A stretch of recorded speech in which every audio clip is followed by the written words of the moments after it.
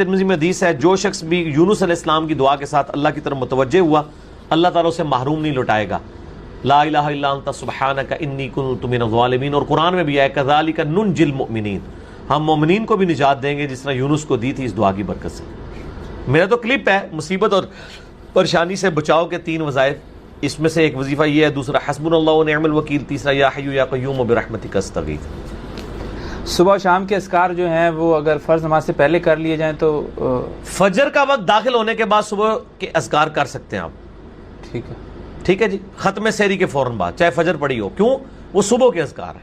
ٹھیک. اور شام کے اذکار, چونکہ شام کے اذکار ہیں آپ غروب آفتاب سے پہلے کر لیں, سب سے افضل وقت وہ ہے, ورنہ آپ مغرب کے بعد کر لیں. افضل وقت یہ ہے کہ مغرب سے پہلے کریں.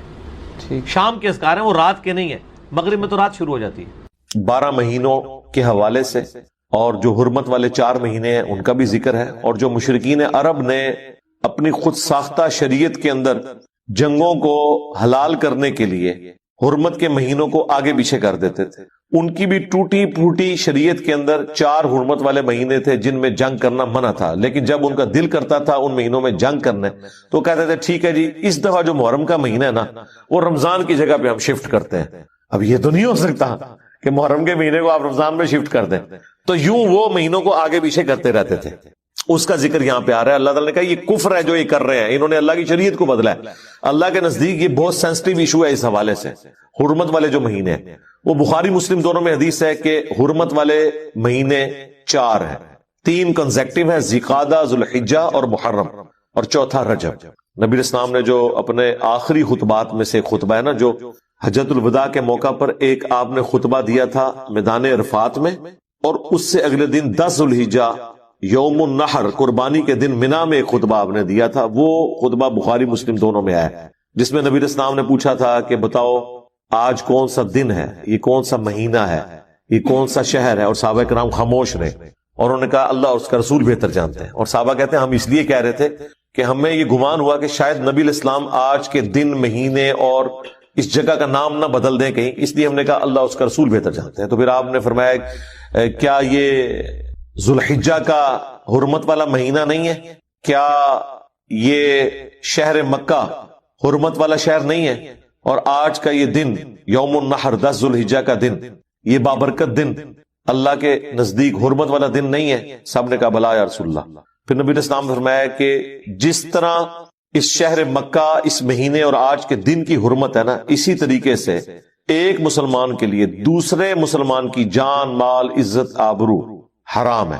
یعنی جس طرح حقوق اللہ کے اعتبار سے تم سینسٹیو ہونا, اللہ کے نزدیک یہ بھی جرم ہے کہ تم کسی کے ساتھ زیادتی کرو جان, مال, عزت, آبرو کے اعتبار سے.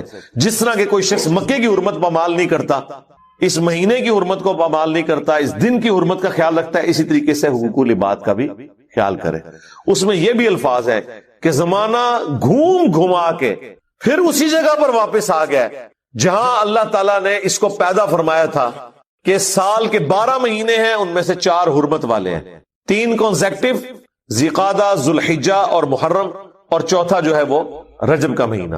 وہاں پہ آپ علیہ السلام نے یہ فرمایا تھا اور مہینوں کے نام بھی بتا دیے. پھر آپ نے اس میں یہ بھی فرمایا کیا میں نے اللہ کا پیغام تم تک پہنچا دیا؟ سب نے کہا بلا یا رسول اللہ, پہنچا دیا آپ نے, بلکہ آپ نے حق ادا کیا. پھر نبی علیہ السلام نے 3 دفعہ آسمان کی طرف انگلی کر کے صحابہ کی طرف کی, اللہم اشہد اللہم اشہد اللہم اشہد, اے اللہ گواہ رہنا گواہ رہنا گواہ رہنا.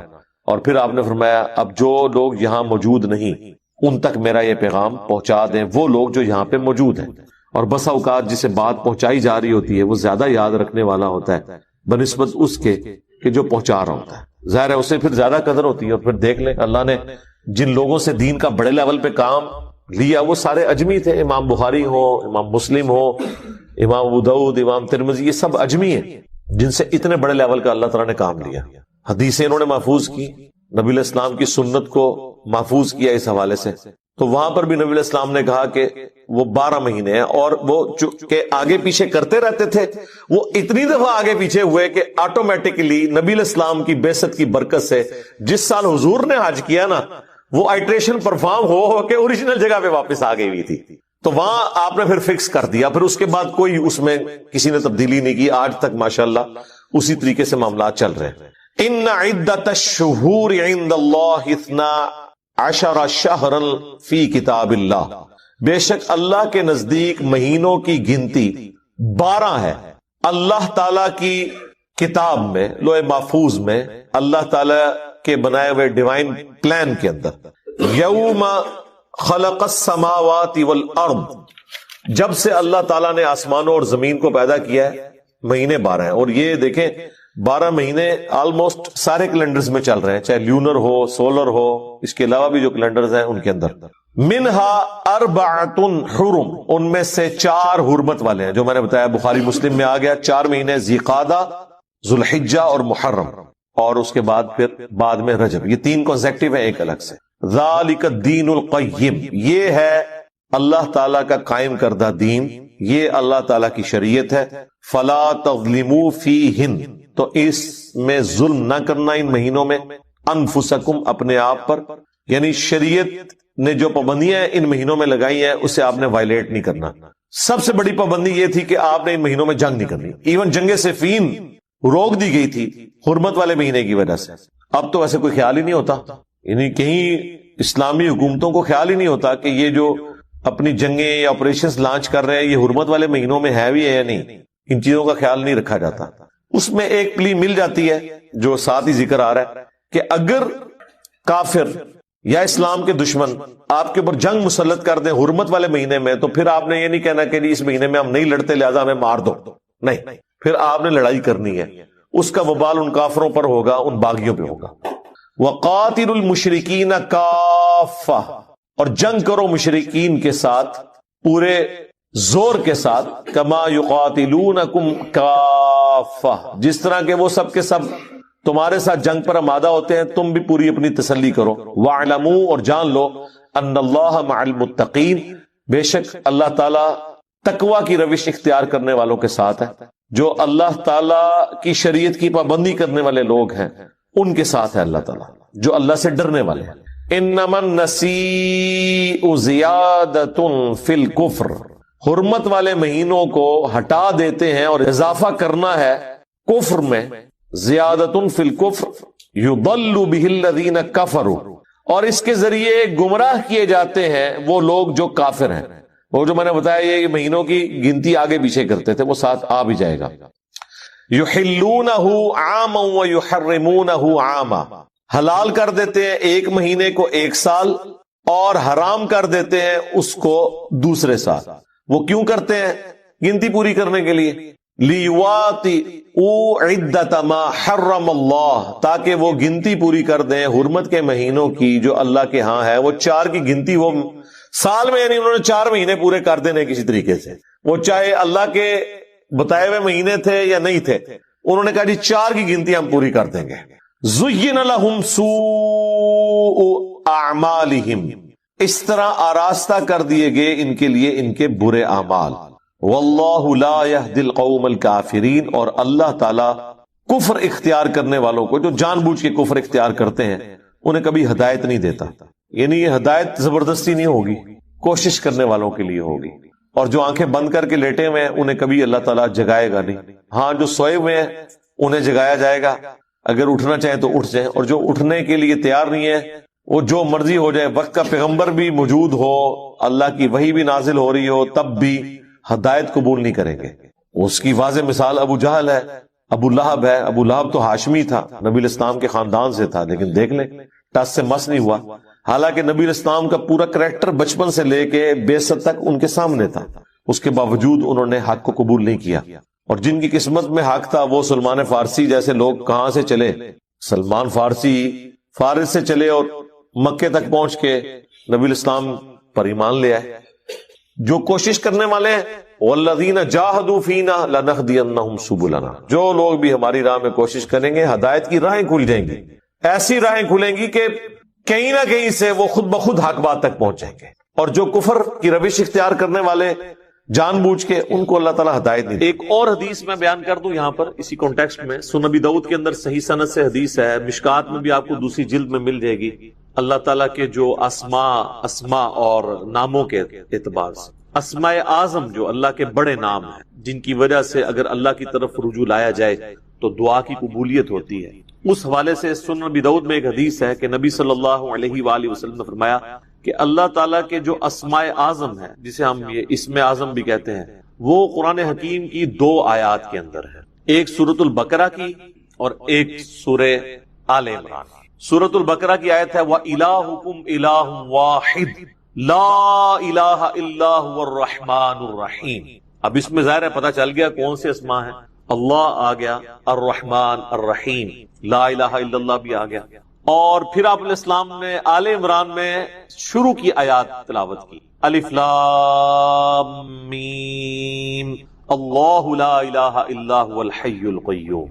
تو الحی اور القیوم یہ بھی اسماء اعظم ہیں، اور حروف مقطعات بھی اس کے اندر آ گئے۔ جامعہ ترمذی میں ایک حدیث ہے 593 نمبر انٹرنیشنل نمبر کے مطابق، ایک شخص نے دعا میں جلدی کی اور اللہ تعالیٰ کی حمد کے بغیر ہی دعا کرنی شروع کر دی اور درود شریف بھی نہیں پڑھا، تو نبی صلی اللہ علیہ وآلہ وسلم نے فرمایا کہ اس سائل نے جلدی کی۔ پھر آپ نے بلا کے اسے فرمایا کہ جب بھی تم اللہ سے دعا کرو پہلے اس کی حمد کرو، اس کے بعد مجھ پر درود پڑھو اور پھر اللہ سے مانگو۔ اتنے میں ایک اور شخص آیا، اس نے خود بخود یہی عمل کیا، وہ ابن مسعود تھے رضی اللہ تعالیٰ عنہ۔ تو نبی علیہ السلام نے فرمایا سل تعطا، سل تعطا، تو مانگ تجھے دیا جائے گا، تو مانگ تجھے دیا جائے گا۔ تو دعاؤں کا پروٹوکول یہ ہے کہ جب بھی آپ دعا کریں پہلے اللہ کی حمد بیان کرنی ہے، اور حمد میں اسماء اعظم، اور اس کے بعد درود شریف۔ تو کوشش کریں کہ آپ یہ 2 آیات یاد کریں۔ سنن نبی داؤد کے اندر اسماء اعظم جو ہے موجود ہیں، مشکات کے اندر بھی یہ 2 آیات یاد کر لیں۔ ایک تو حدیث میں اس کا ذکر آ گیا، دوسرا قرآن کے اندر یہ موجود ہے، وَإِلَٰهُكُمْ إِلَٰهٌ وَاحِدٌ لَا إِلَٰهَ إِلَّا هُوَ الرَّحْمَٰنُ الرَّحِيمُ۔ یہ سورۃ البقرہ اور سورہ آل عمران۔ الف لام میم اللہ لا الہ الا هو الحی القیوم۔ تو ان 2 سورتوں کے اندر نبی علیہ السلام فرمایا کہ اللہ تعالیٰ کے اسماء اعظم موجود ہیں، تو یہ آپ پڑھ لیں، اس کے بعد آپ درود شریف پڑھ کے تو دعا مانگیں۔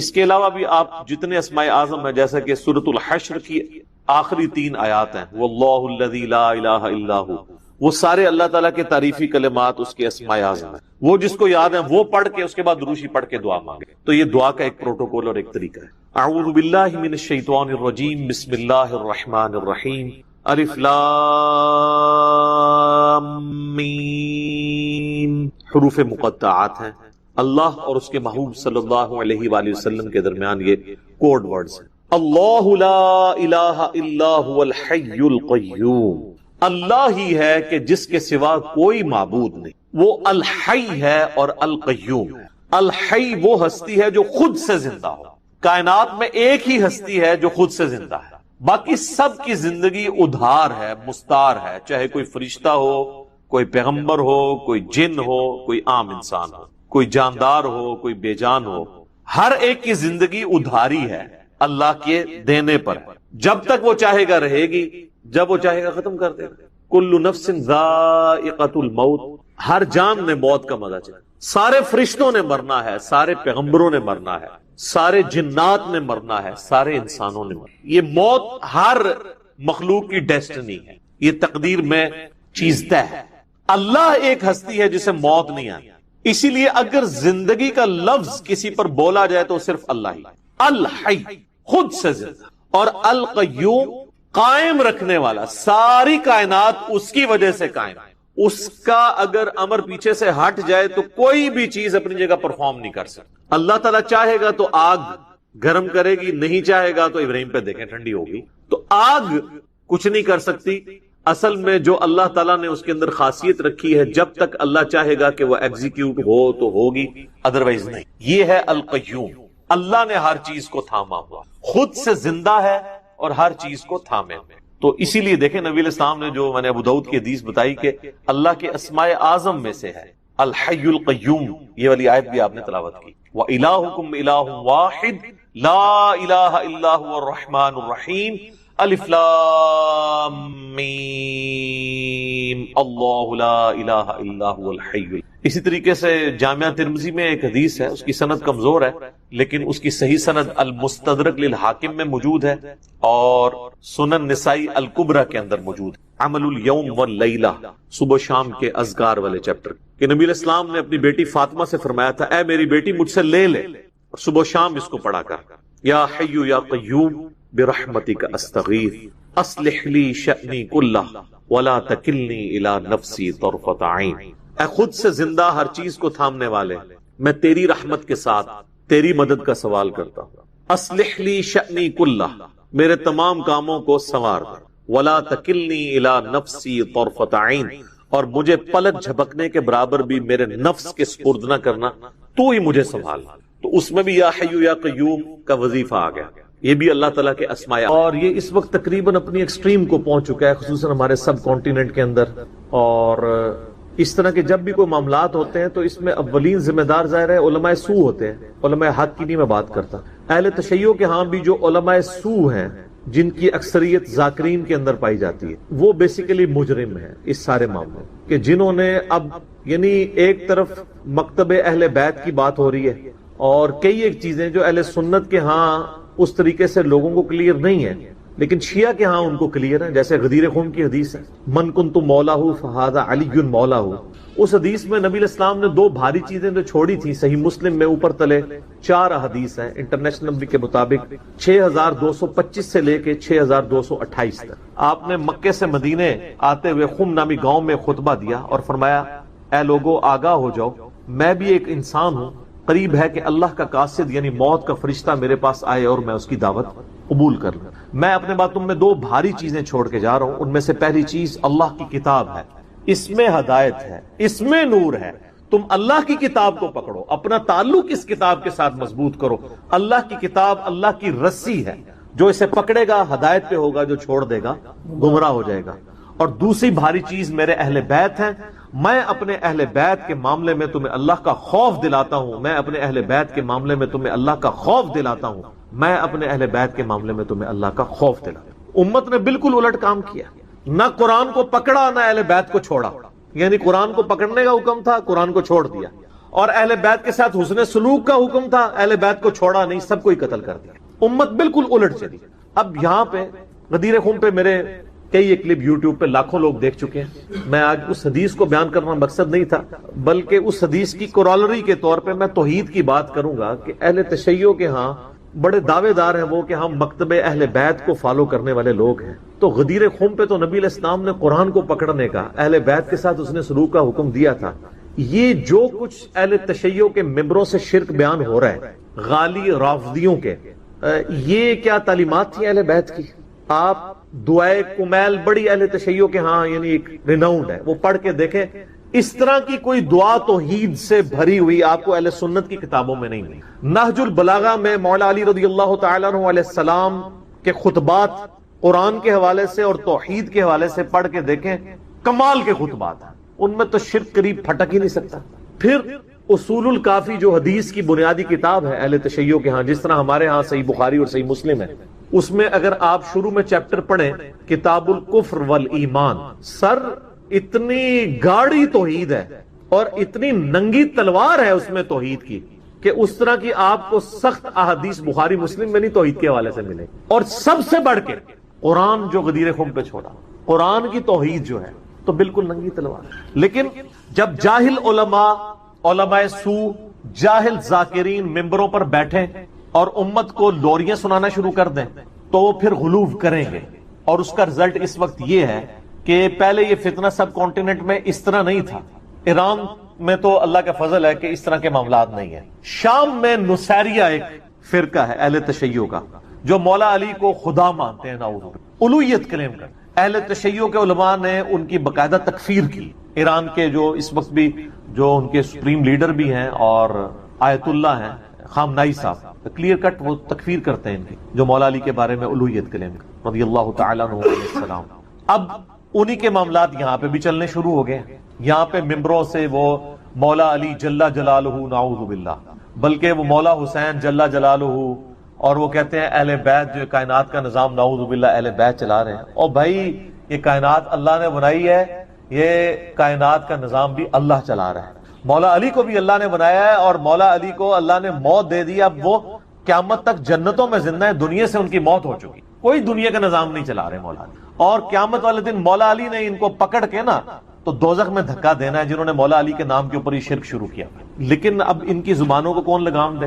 اب کچھ عرصے سے اہل تشیع کی میٹنگز ہونا شروع ہوئی ہیں، ان کے جو بڑے بڑے علماء ہیں نا، انہوں نے باقاعدہ کانفرنسز کال کی ہیں، باقاعدہ ریٹن فارم میں انہوں نے کفر کے فتوے نکالے ہیں ان جو نصیریہ ٹائپ کے جو اہل تشیع میں غالی رافضی موجود ہیں کہ بھئی یہ اسلام سے خارج ہیں، اگر یہ علی کو خالق، علی کو مالک اور علی کو رازق ماننا شروع کر دیں گے تو یہ تو مولا علی کی سکھائی ہوئی توحید کا ہی منافی ہے۔ لیکن اب وہاں پہ کیا ہے، وہ کہتے ہیں جی ذاکرین کا وہی موقف ہے، وہ کہتے ہیں جی کہ یہ جو علماء دین بیان کر رہے ہیں نا یہ تو کتابوں میں ہے، ہم جو دین لے کے چل رہے ہیں وہ سینہ بہ سینہ ٹرانسفر ہوا ہے، ٹھیک ہے؟ وہی بیماری جو اہل سنت کے ہاں بھی پائی جاتی ہے، جب آپ کسی کو قرآن و سنت سے دلیل پیش کرتے ہیں تو جو غالی صوفی ہیں وہ کہتے ہیں یار دین سارا کتابوں میں تو نہیں، بلکہ آپ تو غالی علماء نے بھی کہنا شروع کر دیا حدیث میں آیا ہے، حدیث میں آیا ہے، کہتا ہے نا وہ ایک مولانا نقلیں میری اتارتا نا تو وہ یہ بتانا چاہتا ہے حدیث تو تمہاری، ہمارا کیا حدیث سے لینا دینا، کہتا ہے علماء سے پوچھ پوچھ کے ان کے سینوں سے معاملات چل رہے ہیں۔ تو جس طرح اہل سنت کے ہاں غالی صوفی پائے جاتے ہیں جو کہتے ہیں دین سینہ بہ سینہ ٹرانسفر ہوا ہے، اہل تشیع کے ہاں غالی ذاکرین پائی جاتے ہیں جن کا یہ موقف ہے، اور بدقسمتی سے اکثر ممبر انہی کے ہاتھ میں ہے۔ اب کچھ علماء کو ہوش ہے، میرے پاس تو اہل تشیع کے علماء آتے رہتے ہیں اور ہم سے تو خیر گلے مل کے سنی بھی روتے ہیں کہ جی کیا کریں سنیوں کا، اور شیعہ بھی ہم سے گلے آ کے ملتے ہیں کہ جی کیا کریں ان کا، یعنی جو لوگ درد رکھنے والے لوگ ہیں وہ سمجھتے ہیں کہ ہمارے ان معاملات میں خرابی ہو رہی ہے۔ پچھلے دنوں باقاعدہ کلپ آیا ہے سید جواد نقوی صاحب کا، بہت سٹرکٹ وہ کلپ تھا، انہوں نے کہا کہ یہ آپ حسین کے ماننے والے ہو، حسین نے یزید کے خلاف قیام کیا تھا نا، تم نے اگر قیام کرنا ہے نا تو ان غالی رافضیوں کے خلاف قیام کرو جو مولا علی کے نام کے اوپر شرک پھیلا رہے ہیں۔ انہوں نے کہا کہتے ہیں ابھی آگے بتاتے ہو فلاں نے یہ کہہ دیا، فلاں نے، تم وہاں کیوں نہیں کھڑے ہو کے قیام کرتے ہو ان کے خلاف؟ حسین کا نام بھی لیتے اور حسین کے نام پہ ایک بندہ شرک پھیلا رہا ہے۔ حسین نے جان اس لیے دی تھی کہ ان کے نام کے اوپر لوگ شرک پھیلائیں، جس طرح جیزس کرائسٹ عیسیٰ ابن مریم جو امام الموحدین تھے ان کے نام کے اوپر 2.25 ارب عیسائیوں نے شرک پھیلایا ہوا ہے، لیکن عیسیٰ علیہ السلام کی یہ تعلیمات نہیں تھی۔ اب اگر کوئی یہ سمجھتا ہے کہ میں حضرت عیسیٰ کے ساتھ نسبت مضبوط کرنا چاہتا ہوں تو اس شرک سے تو چھٹکارا حاصل کرے جو ان کے نام کے اوپر کھڑا کیا ہے۔ تو ان کو بھی چاہیے، ان میں جو سمجھدار علماء ہیں وہ پبلکلی آ کے لیڈ کریں اور لوگوں کو بتائیں۔ اور اس حوالے سے سید جواد نقوی صاحب حفظہ اللہ تعالی، میں ان کی بڑی قدر کرتا ہوں، انہوں نے بڑا دلیرانہ کام کیا۔ پچھلے دنوں ہم نے ان کے مدرسے کا وزٹ بھی کیا تھا، وہ بھی میری ویڈیو اسٹڈی ہوئی ہے، ان کا باقاعدہ ویڈیو کلپ آیا ہے، اور اسی طریقے سے ثاقب اکبر صاحب کا